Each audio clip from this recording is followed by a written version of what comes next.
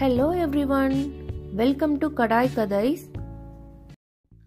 இந்த வீடியோல பாதாம் பால் எப்படி பண்றதுன்னு பார்க்க போறோம். அதற்கு தேவையான பொருட்கள் இதெல்லாம். இதுல மஞ்சள் தூள் வந்து கலருக்காக தான் சேர்க்கிறோம். நீங்க கடையில வாங்குறதா இருந்தா ஃபுட் கலர் சேர்ப்பாங்க. அதனால ரொம்ப yellowவா இருக்கும். நம்ம வீட்ல பண்றதுனால அவ்ளோ yellow கலர்ல இருக்காது. இப்போ ஒரு 20 பாதாம் எடுத்துக்கோங்க.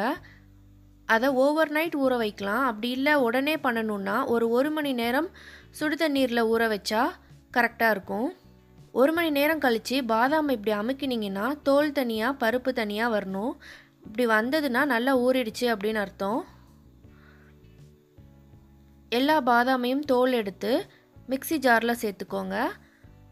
பாதாம் மட்டும் தனியாக அரைப்படாது சரியா, அதனால ஒரு அரை கப் பால் அப்புறம் தேவையான அளவு சுகர் சேர்த்து நல்லா அரைச்சி எடுத்துக்கலாம்.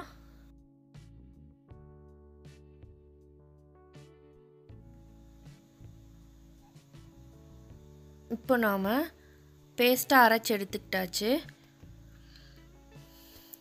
ஸ்டவ் ஆன் பண்ணி அதில் ஒரு 2 கப் பாலை நல்லா கொதிக்க வைக்கிறேன். பால் நல்லா கொதித்ததும் நாம் அரைச்சி வச்சுருந்த பாதாம் பேஸ்ட்டை சேர்த்துக்கலாம்.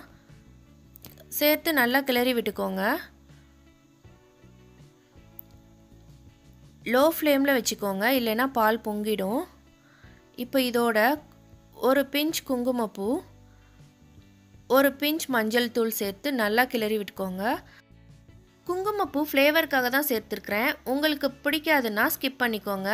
பாலை எவ்வளோ நேரம் கொதிக்க விடுறோமோ அவ்வளோ க்ரீமியான பாதாம் பால் கிடைக்கும் உங்களுக்கு. கடையில் ஹார்லிக்ஸ் பூஸ்ட் வாங்கி குடிக்கிறத விட இது ரொம்ப ஹெல்தி. ஹாட்டாகவும் குடிக்கலாம், இல்லைன்னா ஃப்ரிட்ஜில் வச்சு சில் பண்ணியும் குடிக்கலாம். ரெண்டுமே ரொம்ப நல்லாயிருக்கும். நீங்களும் இதே மாதிரி ட்ரை பண்ணி பார்த்துட்டு உங்களோட கருத்துக்களை கமெண்ட் செக்ஷனில் சொல்லுங்கள்.